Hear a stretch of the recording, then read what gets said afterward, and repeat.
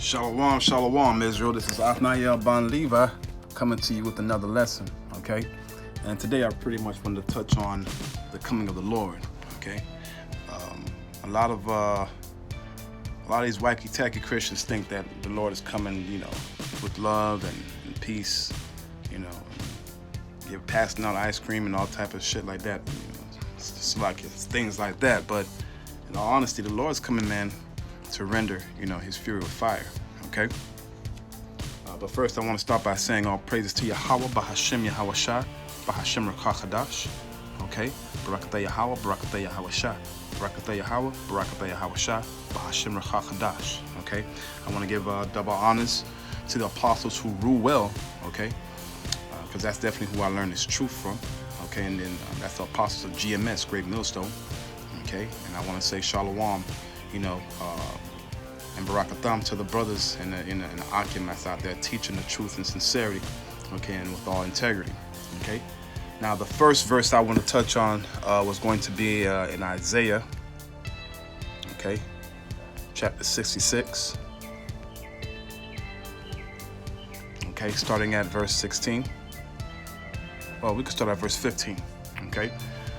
It says, "For behold, Yahweh will come with fire, okay, and with his chariots like a whirlwind, okay, and to render his anger with fury and his rebuke with flames of fire.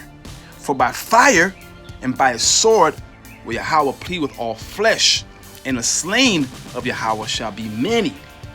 That's right. Why? Okay, because ultimately the Lord's coming back, okay, to pay back, okay. The Lord's coming back to pay back.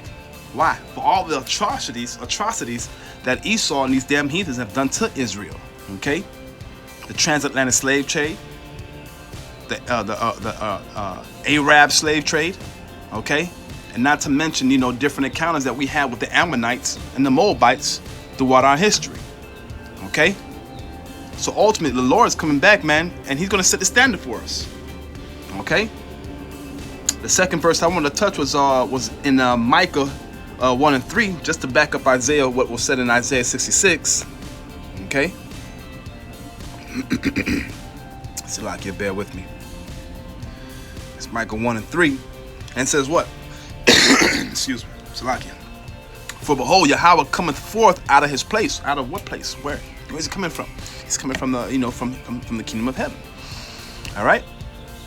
And Yahweh Bashem Yahweh Shah will come down and tread upon the high places of the earth.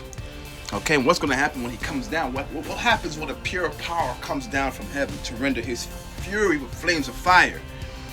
Okay, what's going to happen? What? In verse 4 it says, "And the mountains shall be molten under him." That's right, they're going to be melting up under those chariots. "And the valley shall be cleft as wax before the fire, and as the waters that are poured down a steep place." That's correct. That's how drastic, that's how crazy it's going to be when the Lord comes back with those chariots and those flames of fire. Okay? And why? Why is he doing this? For the most part, you got to understand, here in America, we've dealt with what? With slavery. We dealt with, all types of bigotry and racism, okay? We've been put to the bottom. We've been denied, certain, privileges, certain rights. we've been denied our heritage. We were told lies. We were beaten. We were robbed. We were falsely accused, okay? So ultimately, the Lord's coming back for payback, okay? To pay back what was done to his children, the apple of his eye, okay? All right? Now, really quick, I wanted to go ahead and, let's see here, talk about, I wanted to go to Isaiah 24. Actually, no, let's go to Hosea 1 and 10, okay? Because ultimately, you have people out there that they're claiming to be the real Jews, and we know that they're not, right? Pursuant to Revelations, I think it's 13 and 9. We can get that real quick too.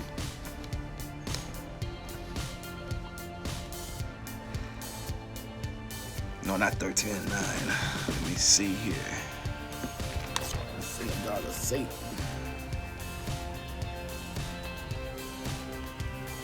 Con. So I can bear with me.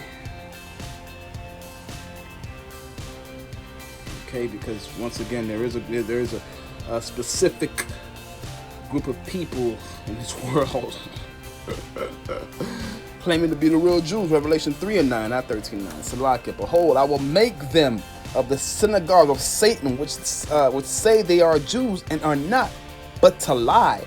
Behold, I will make them come and to worship before thy feet, and to know that I have loved thee. Now, if those real Jews were the real Jews, wouldn't the whole world be at their feet? Right? And wouldn't they know that the Lord has loved them? But they know that they're not the real Hebrews, the real Jews of the Bible. Okay? So this is why the Lord is coming back with flames of fury to render his punishment, right? Let's go to Hosea 1:10 real quick. That's the verse I want to go to before we went to our Revelation. Hosea 1:10. It says what? And this is, and if this is not talking about so-called Negroes, Latinos, and Native Americans, okay, then I don't know what it is. What is? It says, yet the number of the children of Israel shall be as the sand of the sea. That's right, because what? We're many, okay? We've been held captive, amongst all the nations that are upon the earth. Not one nation that exists on the earth today has not had their hand on Israel in some way or fashion, okay? But the Lord says that what? Israel shall be as the sand of the sea, which cannot be measured nor numbered. And it shall come to pass that in the place where it is said unto them, you are not my people, right? Because we're in America, right? So-called Babylon. And here we are not recognized as the children of Yahweh Bashem Yahweh Shai, okay? So this is the place. It says, where it says that you are not my people, there shall be said unto them, ye are the sons of the living power. Okay? Let's continue. And it says what? Then shall the children of Judah and the children of Israel be gathered together, right? The northern and southern kingdom. And appoint themselves one head, right? And who's that? Yahweh Shai. And they shall come up out of the land, for great shall be the day of Jezreel. Khan. Okay, so ultimately the Lord's coming to, to pay back these damn Edomites and these other heathen nations for all the sin that they've committed against Israel and also against the Lord. Okay? All right, let's go to Isaiah 24, verses 21 through 22. Let's go ahead and back that up. Let's see what the Lord, what Yahweh Bashem Yahweh Shai, what Yahweh is really talking about in this particular verse here. Isaiah 24, 21 through 22. Okay, and it says what? And it shall come to pass in that day. What day is that? All right, the latter days, the coming of the Lord. That Yahweh shall punish the host of the high ones that are on high, and the kings of the earth, the kings of the earth upon the earth. So all these kings, your so-called presidents, right? Your so-called Benjamin Netanyahu's. I said Donald Trump already. Your so-called Juan Guaidos, right? Your so-called Maduros. Hey, look. The Lord has said, he says what? And the kings of the earth upon the kings of the earth, what? He came what? Let's read it again. 21. And it shall come to pass in that day that Yahweh shall punish the host of the high ones that are on high, and the kings of the earth upon the earth. So all you elites, all you Queen Elizabeth, whatever, you are the one the Most High is coming for. Okay? All right? And it says what? And they shall be gathered together as prisoners are gathered in the pit. This is what's going to happen to you, Esau. Okay? All the wicked. Because for certain, to Job 9:24, the earth is given into the hands of the wicked. Okay? And they shall be gathered together as prisoners are gathered in the pit, and shall be shut up in the prison, and after many days they shall be visited. Then the moon shall be confounded and the sun ashamed, when the Yahweh of hosts shall reign in Mount Zion and in Jerusalem before his ancients gloriously. Okay? This is what we're waiting for, brothers and Akhwat. We're waiting to be in the presence of the Most High Yahweh Bashem Yahweh Shai. Okay? We want to experience that glory, because he's going to be coming back with his glory. He's going to give his servants glory. Okay? His men glory. And this is what we're striving for. All right? Now, a couple more verses to back this up. Amos 9. I want to start at verse 5, going through 6, and that same chapter 8 through 10. Okay? And it says what? And Yahweh of hosts is he that toucheth the land, and it shall melt, and all that dwell therein shall mourn, and it shall rise up wholly like a flood, and shall be drowned as by the flood of Egypt. It is he that buildeth his stories in the heaven, and hath found his troop in the earth. He that calleth for waters of the sea, and poureth them out upon the face of the earth. Yahweh is his name. And guess what? When the Lord comes back, man, guess what you Edomites are going to be doing, man? Y'all going to be running for them hills. But you're not going to be able to hide. You're not going to be able to hide, okay? And I can prove that to you right now. All right, let's go to Psalms 2. Let me read verses 2 through 4. Okay, let's check that out. Let's see what our brother David is talking about. Okay. Okay, I will start at verse 1. It says what? Why do the heathens rage and the people imagine a vain thing? And what's that vain thing? They thinking they're gonna last forever. The kingdom's gonna last forever. Okay, the way they're building up these damn condos and they're gentrifying these neighborhoods. They think they're gonna last forever. And David says, why do they imagine a vain thing? The kings of the earth set themselves, and the rulers take counsel together against Yahweh and against his anointed. And who's anointed of Yahweh? The Israelites. Okay, saying, let us break their bands asunder and cast away their cords from us. He that sitteth in the heavens shall laugh. Con. And the Lord shall have them in derision. Con. Okay, and if you don't know what derision is, we can definitely look that up. Derision. It says, the scripture says, and the Lord shall have them in derision. Ridicule or mockery. Contemptuous ridicule or mockery. Okay, so the Lord's gonna mock and laugh at these damn heathens. Okay. All right. It says, let us break their bands asunder in verse 3 and cast away their cords from us. He that sitteth in the heavens shall laugh. Yahweh shall have them in derision.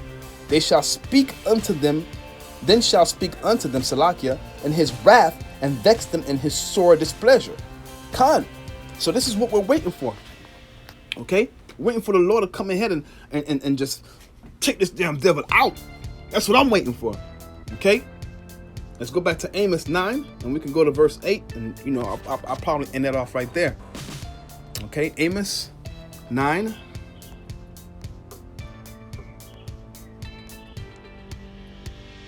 Okay, let's go to verse 8 through 10. All right, and this is talking about you, Babylon. Okay, it says, behold, the eyes of Yahweh are upon the sinful kingdom. What kingdom is that? This is Babylon. Okay, and it says, which is known as America. And it says, and I will destroy it. What is the it? America, from the face of the earth. Okay, and let me tell you, this place is going to be hit with 200 million missiles. Babylon is going to be that lake of fire. Okay? Yahweh says he's going to destroy it off the face of the earth, saving that I will not utterly destroy the house of Jacob, saith Yahweh. Khan. He will not utterly destroy the house of Jacob. Meaning what? That there are going to be some, or a few, a great many, that are going to be what? They're going to be destroyed with the heathen. 2/3. Okay? And we can get into that in just a little bit. Okay, but it says, for lo, I will command and I will sift the house of Israel from among all nations. Why? Because Israel was spread apart, was spread amongst all the nations. Okay, so the Lord Yahweh said he's going to do what? He's going to sift us. Okay, sift the house of Israel from among all the nations, like as corn is sifted in a sieve. Yet shall not the least grain fall upon the earth. What's the least grain? Not the least. Listen, let me tell you something. Not the least of Israel. From the greatest to the least of Israel, not one of them shall fall. Okay? It says, not one of them shall fall upon the earth, and all, in verse 10, all the sinners of my people shall die by the sword. Khan, and it goes that 2/3, which say the evil shall not overtake nor prevent us. In that day I will rise up the tabernacle of David that is fallen, okay, and close up the breaches thereof. And that's what Yahweh was doing, you know, Yahweh is doing today, okay? He's closing up those breaches. He's getting the least of the flock and the greatest of the flock, okay, to go out there and and teach this truth, okay, right?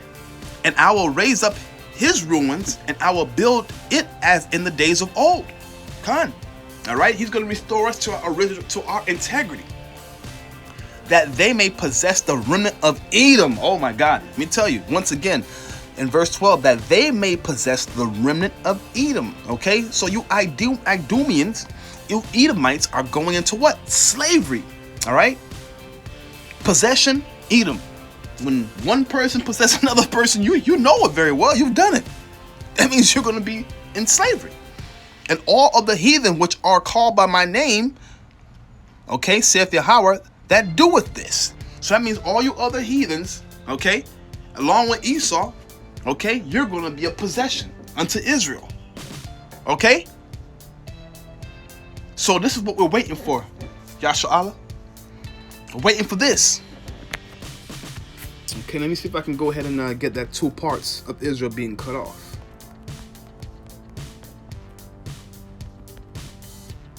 Yep, it says in what? In Zechariah 13:8. And it shall come to pass, Salakia, and it shall come to pass that in all the land, saith Yahweh, 2 parts therein shall be cut off and die, and a third shall be left therein. And I will bring that 1/3, that third part through the fire. Okay? Why? Okay, because what he wants, he's going to do what? He will refine them as silver is refined, and will try them as gold is tried. They shall call on my name, and I will hear them. And I will say, it is my people. And they shall say, Yahweh is my power. Okay? So Israel, look, we don't have much time. If you're listening to the apostles, they're telling you, look, we need to get on our grizzy and do what we got to do, from the least to the greatest. Because you don't want to get caught up in that day. You don't want to be a part of the two parts or 2/3 parts that get cut off. You want to be a part of that 1/3 part that gets refined through the fire as silver and gold is refined. Okay? So with all that, we're going to say Shalom, Barakatah Yahweh, Barakatah Yahweh Shai, Bahashim Rakah Hadash, and until the next lesson, Shalom.